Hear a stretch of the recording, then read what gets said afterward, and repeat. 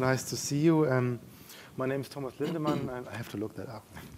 My name is Thomas Lindemann. I'm with the newspaper Die Welt, where I've been reviewing games for a few years now. And I'm here to moderate this discussion and make sure we disagree on a few points. Many of you might have been at the press conferences yesterday that always open the GamesCom, and actually, at least it strikes me that we heard about online aspects for almost each and every game that was mentioned. Either it's an online game, or if it's a boxed thing, there are online features, community features, stuff like that. So we're going to speak about online, and if it's actually the big new thing, if it's a revolution, or what it's all about today. And our guests here are Anne Blodel is with Trackmania. Trackmania 2 has been released last night, so that's quite new, and users can play it now. We're going to speak about it. Yeah, actually, we opened up the pre-purchase last night at midnight, and we are also opening up the multiplayer beta. So far, we are very happy with all of the players joining us, and we just can't wait for more of them to come and join us. It's very exciting for us to be here. I mean, we consider this show as the biggest worldwide PC gaming show, so it's an honor for Trackmania 2 to be launched with pre-purchase here, specifically in Germany. Great. Let me quickly introduce everybody. Benedikt Grindel is with the Settlers online, with Blue Byte, and we'll speak about business models, community, and about all the online aspects and the change from a boxed game to an online game, I hope. Absolutely. Yves Jacquier has a PhD in particle physics. I have to mention that because I like that fact so much. He's managing contacts with universities regarding adaptive AI, for example, as far as I understand, and many more things, which I think he should explain in a second. Aaron Le Breton is with Might and Magic, with Heroes 6 at the moment. Also a game where we'll be able to speak about online and non-online aspects and community. Theo Saunders is here for Ghost Recon Online, which is not out yet, but will be very soon, right? Yeah, it's in a beta test today, but it will be, yeah.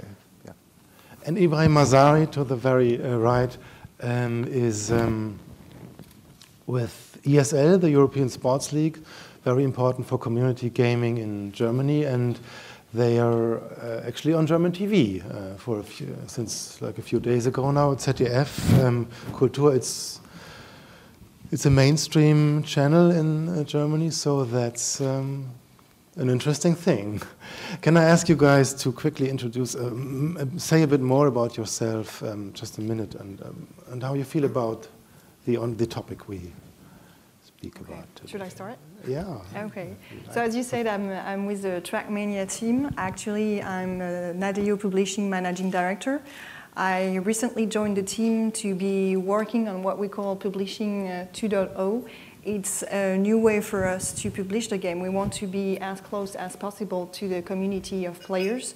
I'm also working on our new network gaming system, which is called Mania Planet. We, as I said, are launching Trackmania 2, but we will be soon launching also Shootmania in the FPS genre. And in the year to come, also, we will be launching, an RPG game which we called Questmania. And I'm very interested here to discuss with my Ubisoft colleagues on how they foresee the changes in their day-to-day job, whether on the creation side or in communication side with the players. Yeah, I'm Benedikt Grindel. I joined Ubisoft 13 years ago, and after some time in marketing, business development, and a long time in production, I'm now head of live operation at Ubisoft Blue Byte. And interestingly, I kind of bring together those different areas that I covered before in my business life. Because as head of live operation, I'm really responsible to ensure that the games that we develop and that are already launched, that they are continually developed and improved, and that we deal with the community, speak with our players a lot, interact with them. And it's a really exciting time. I do believe that online is something that it gradually came. Doesn't come out of nowhere, but today it's just everybody knows it. And to be there right now it's the best time to ever work in this industry, I think. So I'm Yves Jacquier. I'm working, heading the production services studio, which encompasses many things such as motion capture, playtest, localizations, and so forth. But I'm also running a university chair on adaptive AI, because what I think is one major thing that online brought is it is setting expectations in terms of accessibility and social features in each and every game, even in HD games. So we're working on that very concretely. We'll talk a little more about matchmaking and how we think matchmaking on Ghost Recon Online as an example. I'm Erwan Le Breton. I'm the creative director for the Might and Magic brand at Ubisoft. I've been involved with the brand since its acquisition by Ubisoft. And most recently as the producer for Hero 6 before I shifted to this creative director role. And my interest here is to speak about a game that is kind of a hybrid between a classic game that you will find in retail or that you can download digitally, but that now has an online dimension that is new to the Hero series. And this was our intent originally, was to react to the fact that the Might and Magic community at Ubisoft has been one of the most active over the past few years. And we really wanted to be connected with them all the time, not just when the game is released and only on official forums, but during the production of the game, after the game is released. So that will be my focus, and of course mostly the pure online games being discussed here have things in common with what we're doing. Cool. Hi, my name is Theo Sanders. I'm the creative director for Ghost Recon Online. So I'm at Ubisoft Singapore. And as some of you guys may know, we've already shipped Ghost Recon Online in a beta test here in Europe. So it's a pretty interesting and challenging role that maybe didn't exist in this format a few years ago, where on one hand we're still delivering all the traditional things that come with storytelling and with narrative and these types of things. But we're also trying to deliver a service. So as game developers, we're being asked to consider the whole package, the whole experience together. And you have to provide the service that goes with the great game, otherwise you're not a business. And that's one of the things I'll be talking about a little bit today, what that actually means to our industry. My name is Ibrahim Azari. You can call me Ivo because it's very important within the esports scene to have a nickname. So we are doing esports, meaning bringing players, gamers together who want to play competitively. And we are running a platform which is called Electronic Sports League with more than 3 million members, one of the biggest gaming communities. And our aim is, since 1997, so we are also talking about an evolution and not about a revolution, to connect people with each other, because playing against another human being, that's the most satisfying experience. And we deliver the services and we make it for people comfortable to play against each other, and we make out a show of it. So you can watch tournaments and something like this on TV, for instance. Thank you. And I forgot to mention two things earlier. There's a Wi-Fi connection in this room. Some of you might maybe need, and the network doesn't have a name, it's just bars, and it's user Ubisoft, password GamesCom. And the other thing, if there are questions, we'd like to have a question round in the end. If it's not super extremely urgent, it would be great to ask in the last 10 minutes of this hour. because there are so many things to discuss. And let's start with the general thing that we're moving from boxed games to online games. Maybe we are. I must say that I'm a boxed game gamer, and I'm still not really used to playing online. And tell me, why should I do it? And what's the new thing? And this is, I mean, maybe it's perfect for you to start, Benedict, because Settlers has been an old-fashioned standard thing and isn't anymore now. I also think that the boxed game is evolving. I've done Settlers boxed games for 9 years, more or less traditional, and I would say that this is not really changing this. It's not like we move boxed games to online games, but we add a new layer.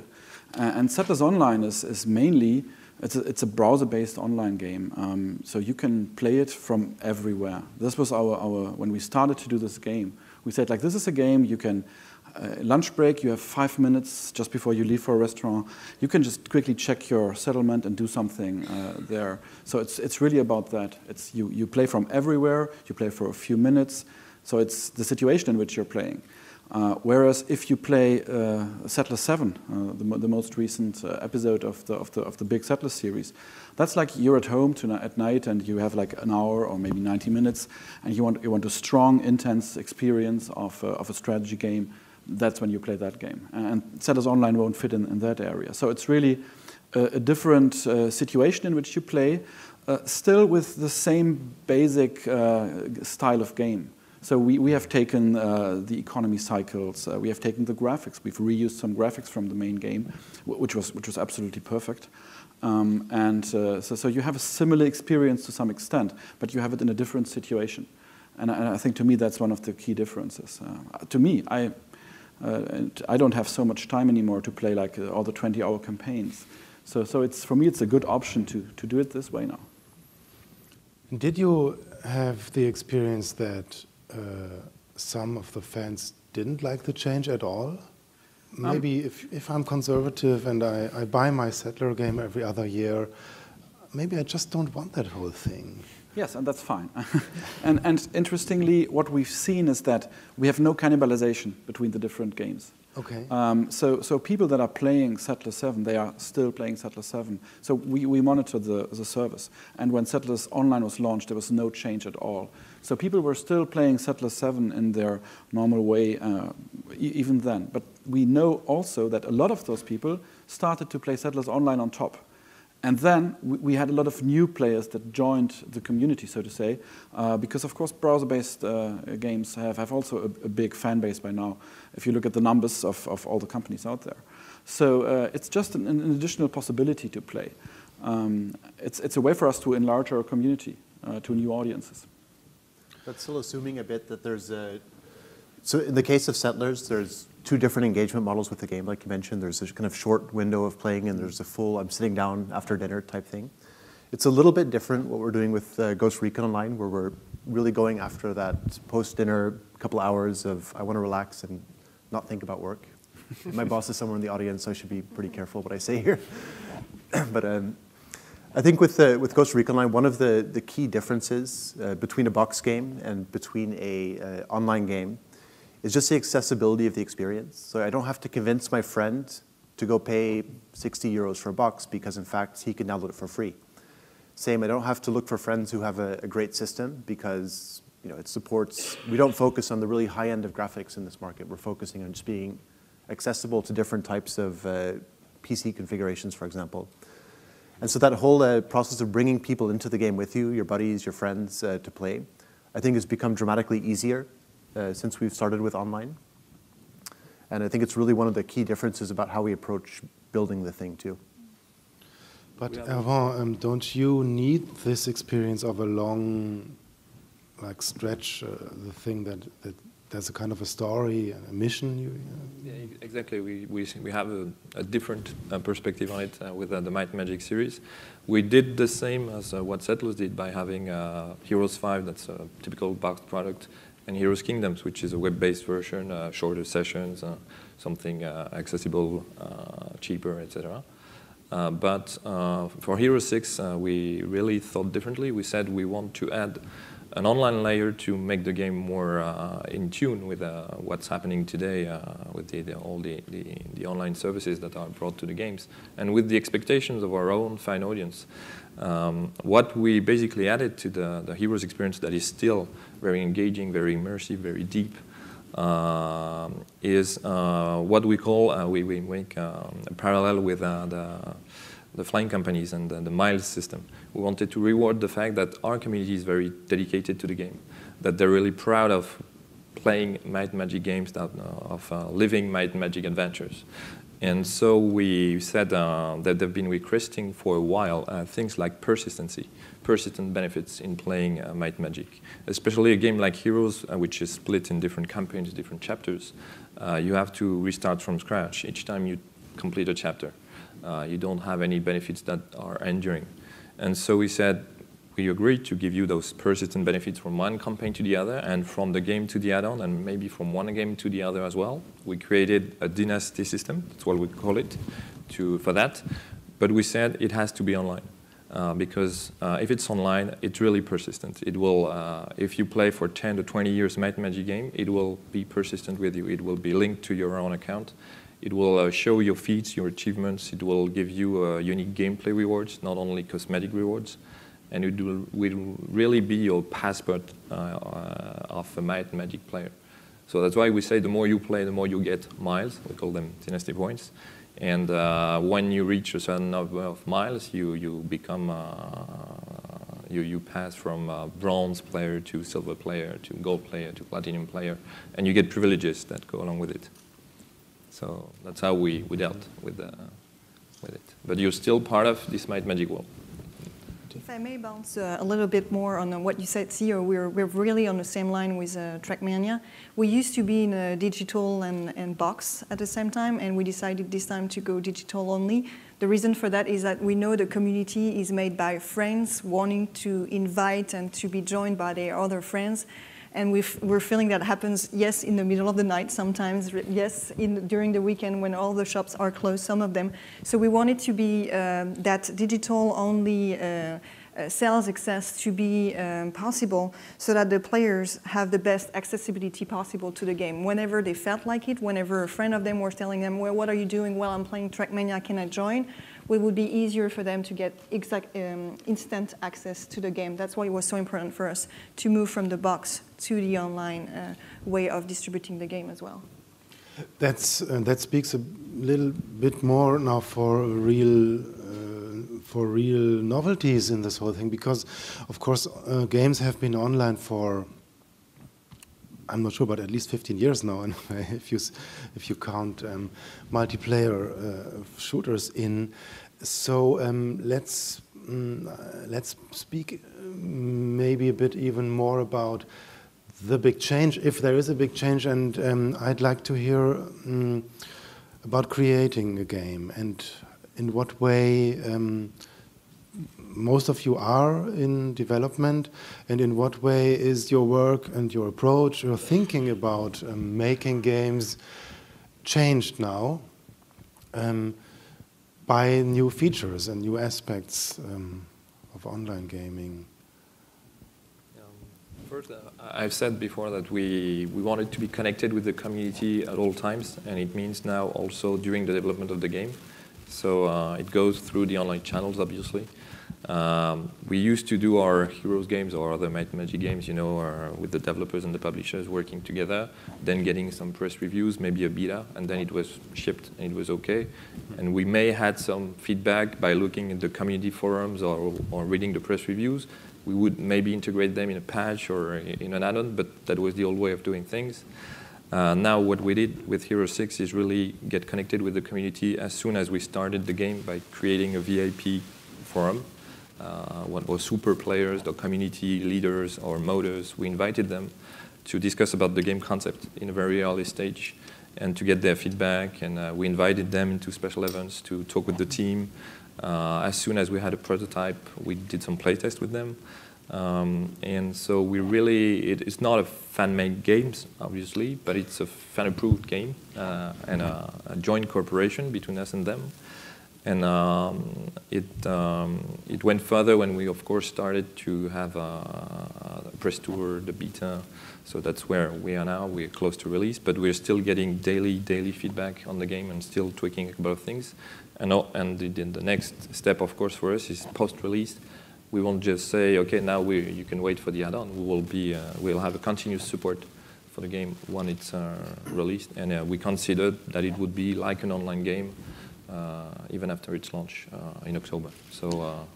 Does it mean that the user can actually change the game, or not a single one maybe, but if you see that the community likes certain things but dislikes other things, will you really change it, and will you have time to do that? We've done it during the development of the game already. There are three main aspects of the game that have been changed according to the original design because of the fan feedback and recommendations. It's not only we don't like it, we like it, it's also we would do it like that, which is very exciting for us. And it's still happening now. I mean, there's still some feedback from beta that really encourages us to change things before the game is released. That's why the original release date, but the latest one was September. Now it's October. It's not because the game is slow to develop or there are technical glitches. It's because we're taking into account feedback from the beta. I mean, the Settlers Online is already out there, and what you mentioned is actually happening every week. Every week we get people. We are interacting with the gamers on a daily basis, on an hourly basis, every minute, and we have changes, even very small changes in the UI. I don't really think this is very good. Can you change this? And we look at it, and sometimes it's already in our backlog, and then we prioritize it differently because people are asking for it. And then sometimes those changes go into the game the next week or maybe the week after. So this is really, really important. And also for the design of the games, I mean, what you described, Erwan, is really how we develop games today. I think the main change we have is this is not about online games. I think the term online will just disappear because it will be natural. You will do this with your gamers all the time. And for our game, when we ship the game, it's already designed in such a way that we are able to extend it, that we are able to put new things, that we are able to react to the community, how they play it. And this is a major change compared to the old times when maybe you do a patch at some point, but it's always a lot of work and a lot of testing process. Now this is the whole deployment process is already integrated, and we have a pipeline ready for that when we do the development of the game. But I think at the end of the day, it's still a balance you have to find between speaking to your community and listening to what they have to say and what they'd like to see, and having the creative authorship within the team too. I don't think either extreme is the right way to go. But I mean, traditionally in innovation, design by committee is never the best idea. But it tends to be very good at kind of incremental innovation. This feature would be cooler if we added a monkey to it or whatever it might be, right?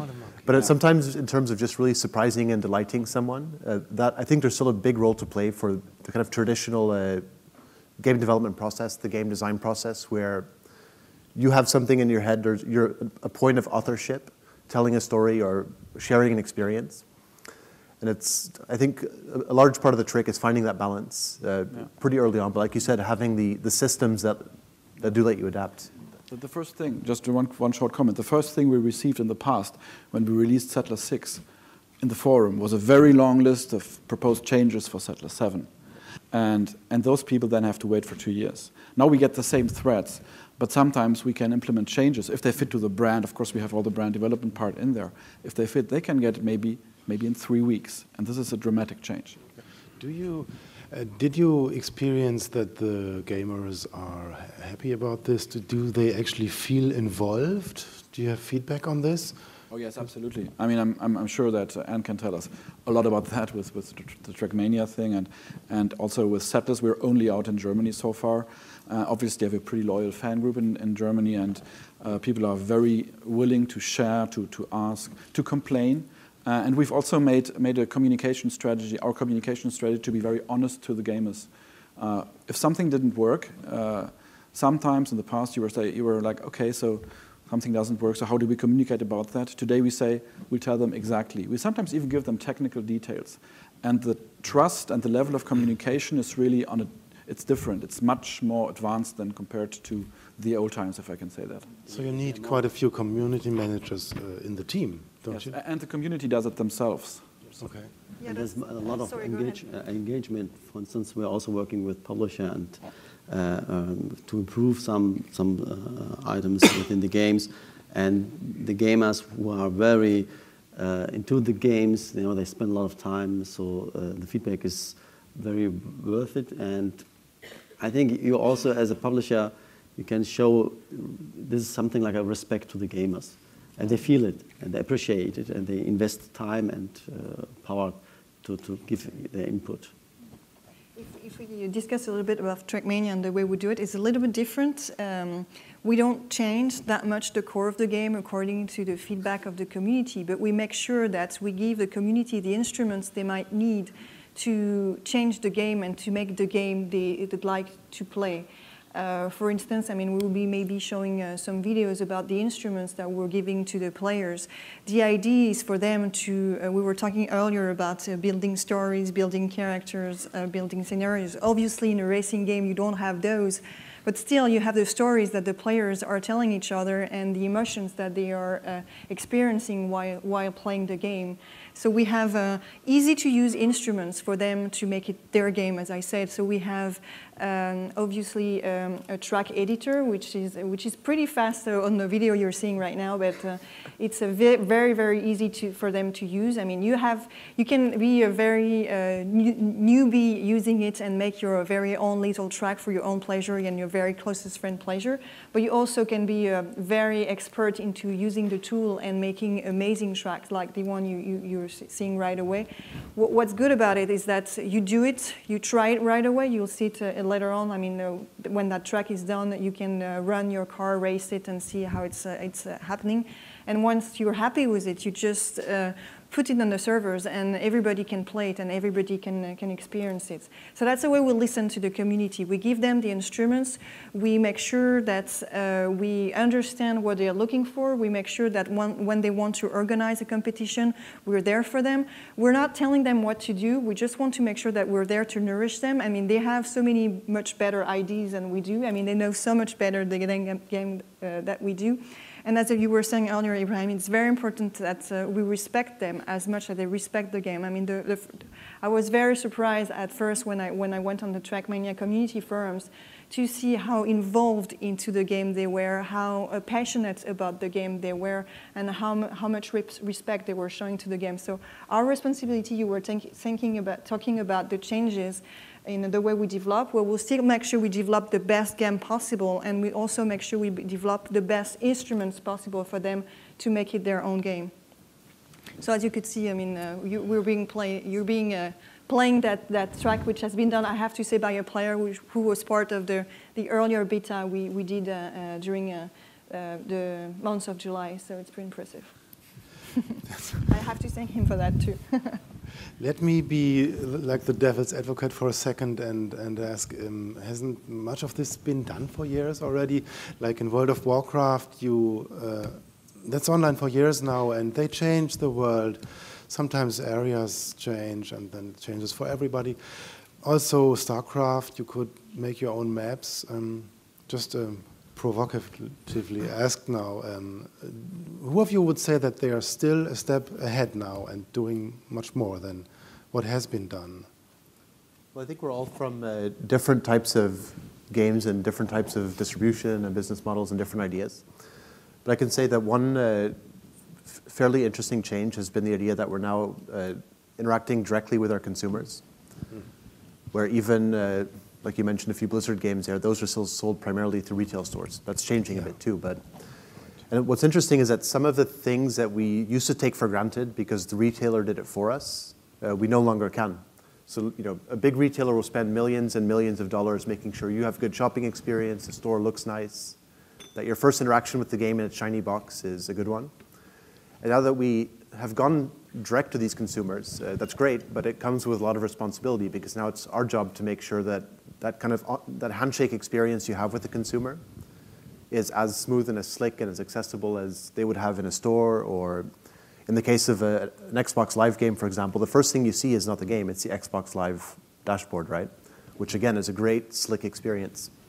And so the more that we take that relationship with the consumer into our own hand and allow them to be part of the game and be part of the ownership of the game, the more we also inherit a bunch of responsibilities that we never had to deal with in the past, which is good, and it's also it can be a challenge. One thing? Yeah. Absolutely, and if I look at Ubisoft Blue Byte as a studio, like 5 years ago, we were a very traditional PC game developer. Today, we have a marketing team. Today, we have people dealing with support, dealing with the customer every day, people that are dealing with exactly what you mentioned, to make the experience to play this game as barrier-free as possible. And it's really, we have to do it while we develop the game. The same for me in my team. I'm working directly close to the brand manager for the Might and Magic games, so a person from marketing, and we're working together from the first concept of any game to the post-release, so not just to shipping, to after that, to support. And the other side next to me is the community developer for Might and Magic. So we really have the creative director, community development, marketing working together, speaking to each other every day. Because we realize that this is a whole range of experience and services we're selling together, we're proposing to the audience. When I was a student at university, I had this roommate whom I played games with, like FIFA and racing games too, and it has been frustrating for years because he was so much better than I was at the time. He played all the time, and he took longer for his degrees though. And a thing that was mentioned yesterday, I think the Sony or maybe the EA press conference too, that there's this idea that we have to wake up now, that that a game is suitable for the casual gamer and someone who's really into it and playing it a lot at the same time. This, how is it possible, and how does this matchmaking work? That's what I would expect of an online game, that different from the situation with my roommate 10 years back. They'd find someone for me whom I'd have fun to play with. Can you do that? Yeah, I think that things such as matchmaking, as you were mentioning, are not new to the industry. We're doing that years from now. But what has changed is the way we are thinking matchmaking. We do not believe, and Benedict explained that, we do not have like two different kind of people playing two different kind of games. Some people who are playing online in what we call casual games or Facebook games, and people who are more in the traditional game. Many times, these are the same people. As an example, on Ghost Recon Online, what we are trying to leverage with the matchmaking is, instead of having a matchmaking based solely on skills and people who have a certain ranks, we are trying to match people who will have a probability of fun together. So depending on your playing style, imagine you are in a shooter game. If you are matching two campers, people who love staying, hiding, and sniping people, they won't have fun together. But if you match maybe a camper and someone who like to go stealth and surprise victims and things like that, they might have fun. So that's how we are trying to solve the kind of issue of have people having fun together, playing the same game, but maybe in different styles. And that's all about the university chair is all about. It's about adaptive AI, so that because that's one thing we learned from the online world: accessibility, usability, social feature. We want to make sure that we provide you with the best experience, whatever your playing style is. Ibrahim, is the ESL a thing for pros only? And if I'm a beginner or take gaming more easily, I shouldn't even think about going there? I think it's a special network of ambitious gamers who are very into the games, that's for sure, but we are building also, that's the kind of evolution, new matchmaking systems. We just launched today ESL Versus, which makes it very easy to find the right competition and the right team. So I think playing against each other in a competitive way is not only for pros.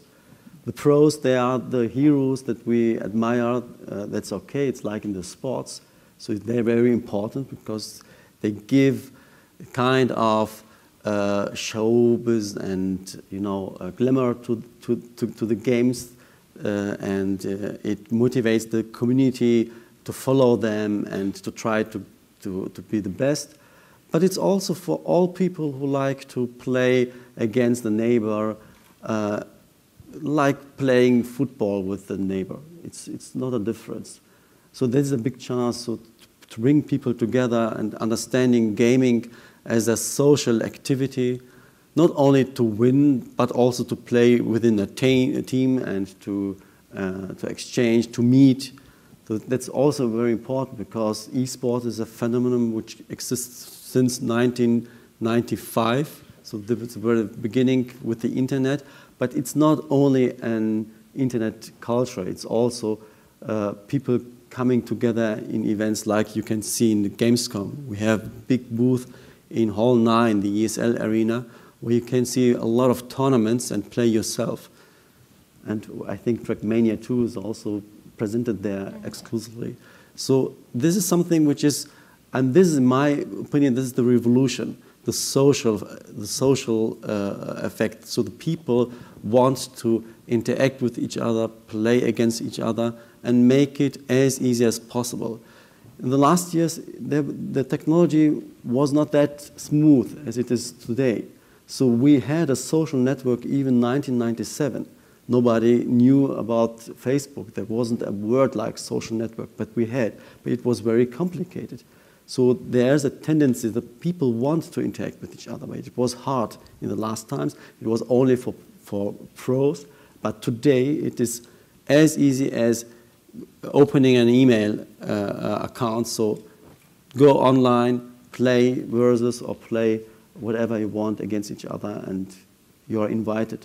But I think you have to practice a little bit to compete against the pros. We'll train you, don't worry. But then if you compete them and if you win, you will have the right to give some autographs for the fans. It's like a pyramid, right? For esports to exist, there has to be, you've got the top of the pinnacle of the pyramid, but there needs to be a lot of people playing it and enjoying it on a more casual level. Otherwise, there's no point. Or it's like the Jamaican bobsled team, because they're the only guys in the country. Absolutely, it's a worldwide movement. You find it in every country. It's very important because we're not speaking about hundreds, thousands of people. These are millions. There's a German sociologist which is called Vogelwald. He's making some research about youth culture like skater, and he said the esports scene, or the people who are playing competitive games and understanding it as a culture, is the biggest youth culture that you find on earth. And it's also important because this phenomenon gives gamers like a face, We spoke about the TV station because these are nice pictures. These are heroes, and it is very important for the game industry to point out that gaming supports social interaction. It's not about playing alone. It's okay. Everybody wants to play, but the main issue is to play with each other. But does online gaming help me if I really want to meet sometimes? I mean, if it's an online game and I can play against you if we're friends, although you're in Canada or wherever you are. But on the other hand, there's a nice aspect about LAN gaming. I want to meet people and have a beer and sit with them in a room. If there's an online revolution, will it steal that element? I don't think so. I think it's quite the opposite. For example, when Eve first approached us with the research that they've been doing into this machine learning and the kind of advanced matchmaking, it's fundamentally pretty appealing. Because as you guys know, most traditional matchmaking systems are built on skill and ping and maximizing these two values, basically. So you have the best chance that Team A and Team B will have a 50% chance of winning each.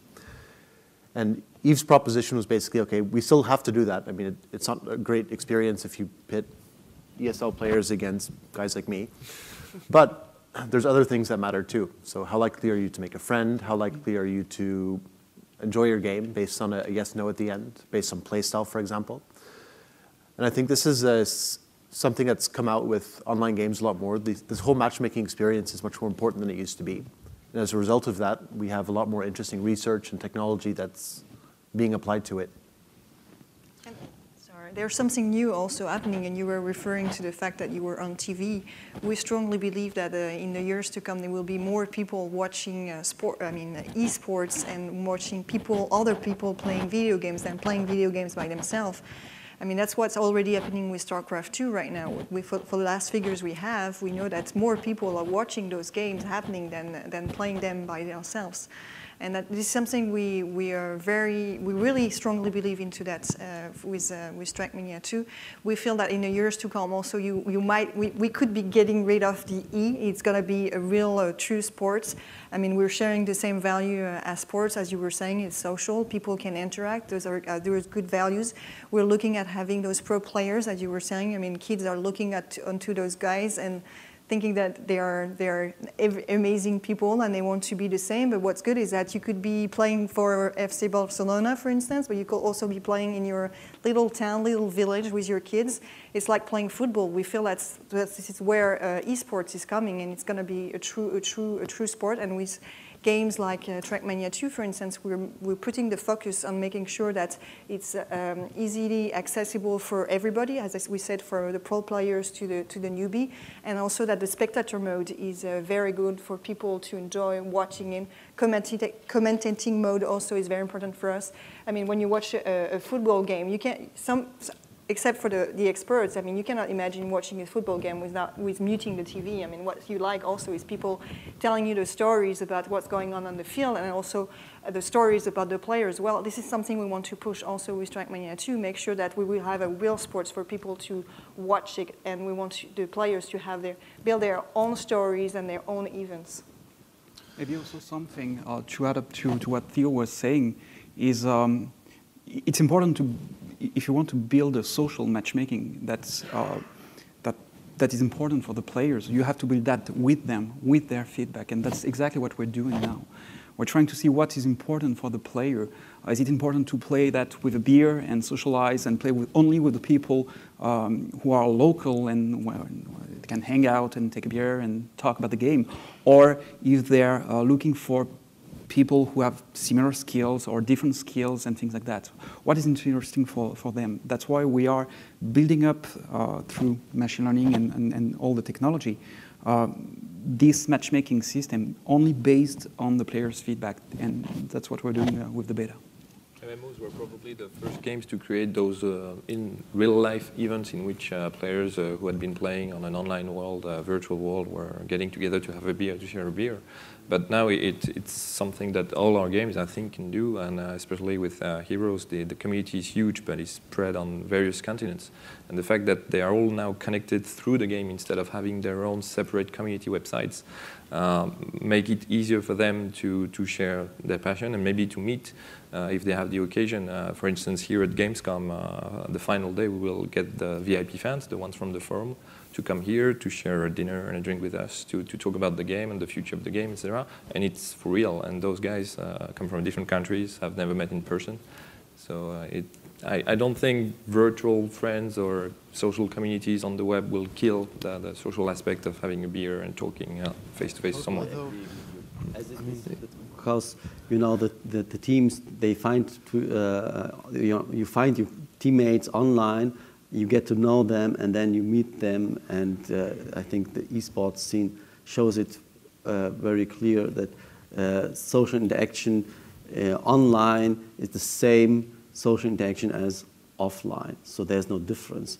So the clans are growing online and getting real structure offline. So they have buildings like in Cologne. You find your camp. They meet to camp and to practice for tournaments. There are friendships. They found companies out of it. So I think we should appreciate this. So the internet makes it possible to play everywhere, whenever you want, with whom you want, and we have to build the services and the tools that people find play that they need, skill-based or social-based, whatever. Isn't it always the same that the discussion really starts at the end of an hour like this? Although we started a bit late, time is really running fast, and I'd like to ask you, each of you, for a quick statement on the future of online gaming. What I saw here would maybe, my question is, will I be an online gamer soon? Because I really don't like to farm and have those two guys against each other battles all the time in 2D. But what I saw here might maybe drag me into it a little bit more. But what's going to happen in the near future too? I mean, I think we were pretty much never able to really predict the future, and I am not able to do that now. I'm curious to hear what you guys are saying. But the one thing I'm pretty sure of is that we will not talk about online games in the future anymore. My son is 3 years old. He will never understand what offline really means. Maybe to him, offline is an option to do it, to sometimes not be online. So I think in that sense, every game and everything that we do will have to take care of, we'll have to make sure that it uses the possibilities that are offered by being online in one or the other way. And then it really comes back to, okay, so what kind of game do I give this person, and what kind of experience do I want to give this person? And then maybe I have different features that I use for online. For Settlers Online, for example, we don't really have a PvP mode in the game right now. So people are pretty much interacting online when they're chatting and when they're trading, and then they have clans. This is a pretty, and they do that a lot. It's a very simple interaction. It works for this game, and for other games it will be a really rich one. If you look at what Ghost Recon Online is doing, where these people are really playing together, and then the core of the game is to interact at every single minute, at every single second that you play. So I think that's what we're going to see. We're going to see online everywhere. And you have plans at least for the future with Mania Planets, so maybe you can look a bit in the. Well, actually, what we want to make sure that we will be reaching all kind of participants and all kind of audiences. You were referring earlier to casual gamers and core gamers. Well, we want to make sure that that game is accessible to both casual gamers, because it's easy to pick. I mean, it's only a 4-hour game, but it's also very hard to master if you want to beat your own time on a track. I mean, it could take you 4 hours just to win a millisecond. So we really feel that we're working towards giving all of the instruments to the players so that they have infinite possibilities, infinite developments in their hands. For us, I mean, sky is just the limit. It's up to the players' imagination and creativity to make it an even bigger and funner, much more fun, game. For us, we have 3 challenges in front of us for Might and Magic development as an online world. The first one is already a bit answered by what they're doing on Trackmania. It's the fact that we have a lot of user-generated content, modders, maps. It has always been part of the Heroes legacy, especially. And we want to integrate it into this online platform, this Dynasty System that connects all players together, so that they can really show, share, rank, comment upon their own creations. So that's we will, of course, look at what Trackmania is doing and has been doing for a while now. Another thing that is important for us is the fact that Might Magic is a world, but there are many different kind of games that belong to Might and Magic. And we want all of them to be connected somehow, so that you could be a Heroes fan and you play only Heroes, but you could be a Might Magic fan and you play 4 or 5 different games, and you want an interaction between those different experiences. And for that, we are maybe looking at things like Uplay, that Ubisoft is doing already, that connects different games together. So we really want to move forward into this direction. And the last challenge for us is that this is a fantasy universe, and most of our games, all of our games, are story-driven. And for now, storytelling in online form is not something that is, to me, particularly developed or well done. So it's something that will certainly progress in the years to come. I think maybe on a technology standpoint, it's pretty difficult to predict what the future will look like. But if I'm taking an analogy, I would say that probably we will play games in the future just like we're consuming news today. more and more you're consuming news, whether it's on Twitter, Facebook, whatever. I'm Googling every day to get information, but I'm still reading newspapers, and I'm still watching information on TV. And I think that probably the future of gaming might be, in terms of online, in the cloud gaming, and making sure that it's not only a bi-directional online, but it's more a cloud interaction, a cloud experience, and we'll talk more and more, in my opinion, of personalized experience and cloud experience. So for me, one thing I think is already very apparent at GamesCom here. So for example, when we started the Ghost Recon online development about 2 years ago, there was still a big question of, wait a minute, you guys are saying you want to make a good game, but it's free. Like, this didn't make sense for a lot of people.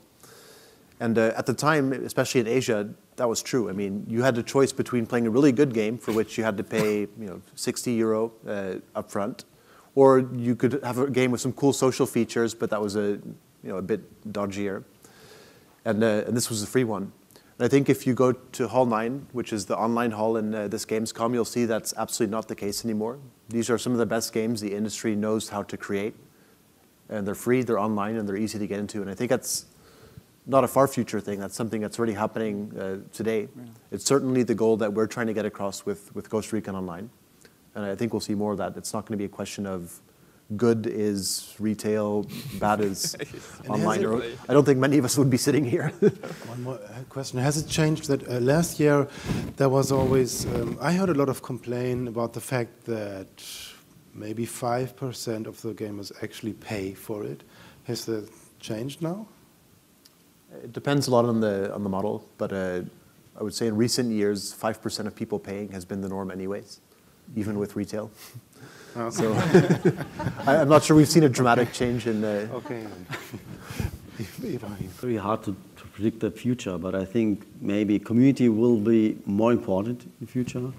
I think gaming will become more common, because everybody will play. It's not only a special target group, so the target groups will grow. So we have to have this in mind. And I think what is also becoming important is to create your profile as a gamer, to present this. You should have something like a personality, gaming personality online, visible, not depending on special game, but all your experiences.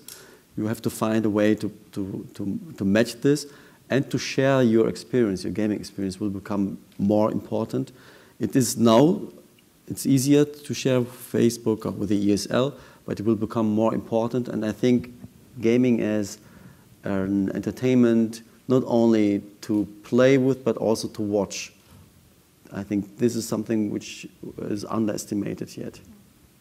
So thank you very much for sharing experience, knowledge, ideas with us. And it was great to have you here. Thank you very much. Thank you.